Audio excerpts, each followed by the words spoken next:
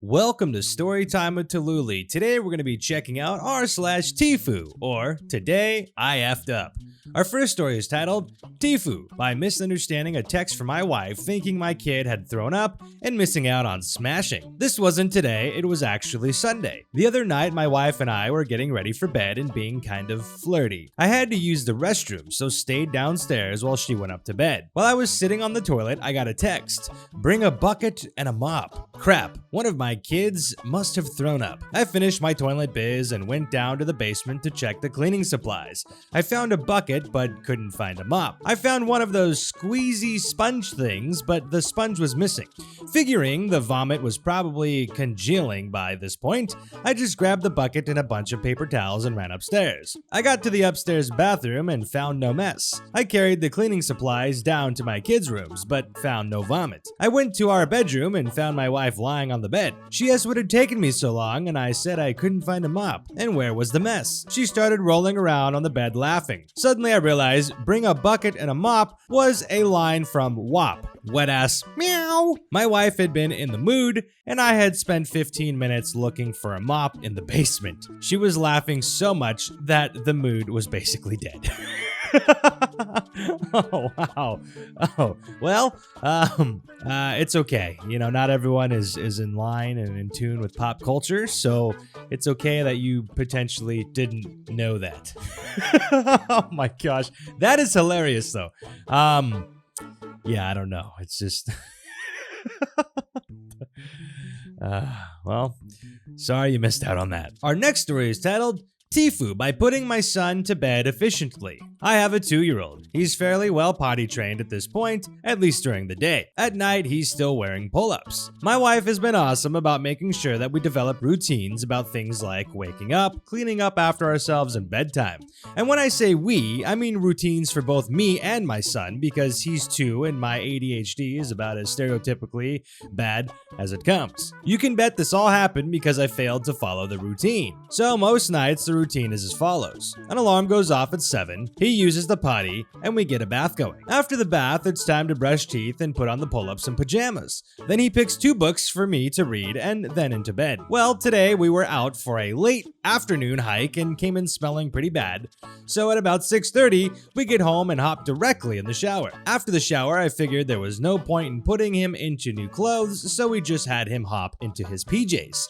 Here's where the F up happened. In my infinite wisdom, I decided that he didn't need a pull-up because we were gonna keep playing around for at least 30 minutes since we already saved so much time getting cleaned up. So I put him in a regular pair of underwear. 7:15 rolls around, he uses the potty, brushes his teeth, and picks out our books to read and gets in bed. About an hour later, when he's normally passed out, we see on the monitor he's still rolling around trying to get comfortable. At this point, I go in to see if I can get him to relax. As I open the door and walk over to his bed to adjust him, he turns his head to me and whispers, "Daddy, I had accident." My first thought is that I hadn't tightened up his water bottle enough and it had spilled a bit. That was until I went to move his blankets and saw/felt the giant wet spot on his bed and that half his PJs are soaked. Immediately, I went and felt for his diaper, thinking it had leaked. And that's when I realized I had completely forgotten to put one on him. Since he was already in his PJs when we went to brush his teeth and read his book, my brain just skipped over the part where I made sure that his pull-ups was on. I felt like such a terrible father, especially since the way he told me about wetting the bed made it seem like he felt he was responsible for his accident. My wife immediately swooped in and helped change his sheets while I got him cleaned up and into some dry jammies, at which time he kept saying, "Sorry, Daddy." Broke my heart. He slept well the rest of the night. Edit. Added a couple of words in. Edit 2. Good morning, everyone. I wanted to say thanks for all the kindness this post has generated.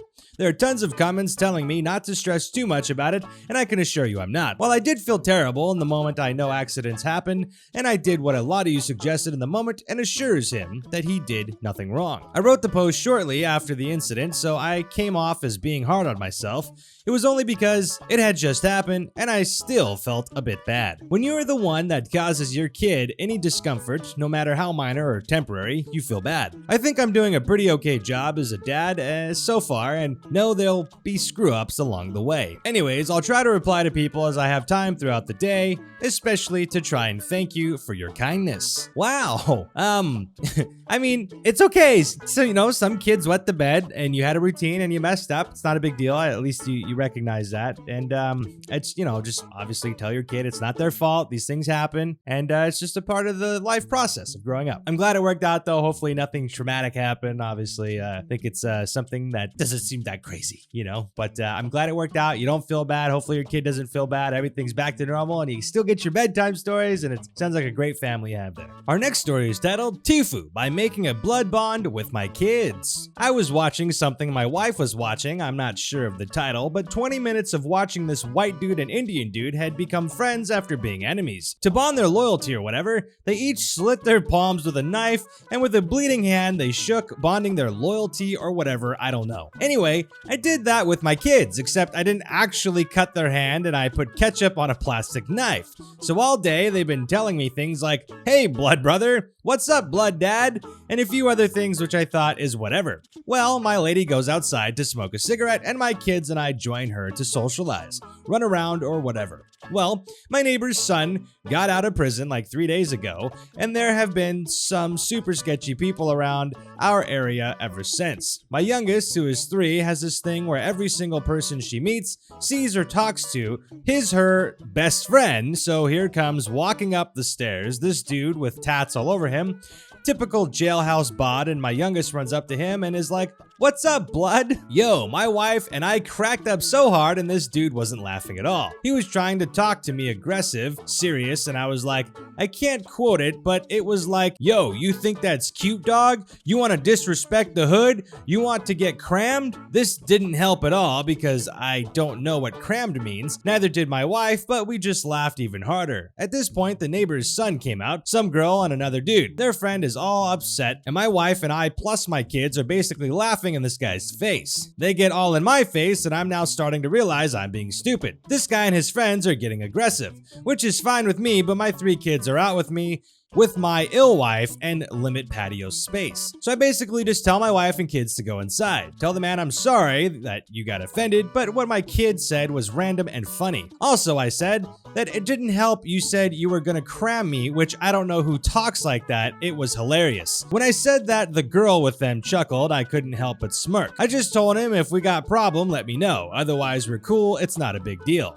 Nothing ended up happening. They ended up all going inside. Man, I wanted to so badly leave with a "take it easy, blood" or something smart but comment, but you know, I was so effing scared. I talked big, but I knew that butt whooping would been swift, painful, and embarrassing. Yeesh. Wow. I mean, it's you know, street culture and code of conduct is a lot different. So I mean, probably just depending on how the person was raised or if they gotten out of prison, like respect matters over everything, and that could be a sign of disrespect, or you know, like maybe if your kid was saying that, then I mean, it's ridiculous and it's stupid that people would fight over stuff like that, but unfortunately that's the world we live in. And so naturally I think someone that came out of an entire environment where basically things like that turn into massive violence, or at least extremely serious life-threatening occurrences, then you know, it would make sense. You laughing it off is probably not a good idea, and even though they said it might have been over, chances are that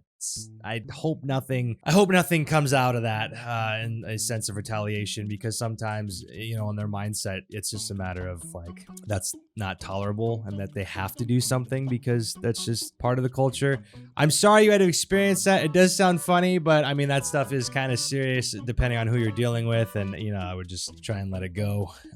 Hopefully that's the end of that and it doesn't turn anything, and that they're able to rationalize that, you know, it was just a little kid saying something stupid, but you know, sometimes the thought process doesn't go that far. Anyways, interesting story. I hope you and your family stay safe, and that, you know, this just is just funny joke at this point and doesn't turn into a tragedy of any sort. Anyways, thank you all for hanging out. That's it for today. I appreciate the support. If you would like, there's a few other videos. Feel free to go take a look if you're into this. You know, there's plenty of stories for you. I appreciate the support. Hope you're staying safe. And with that being said, we'll see you next time.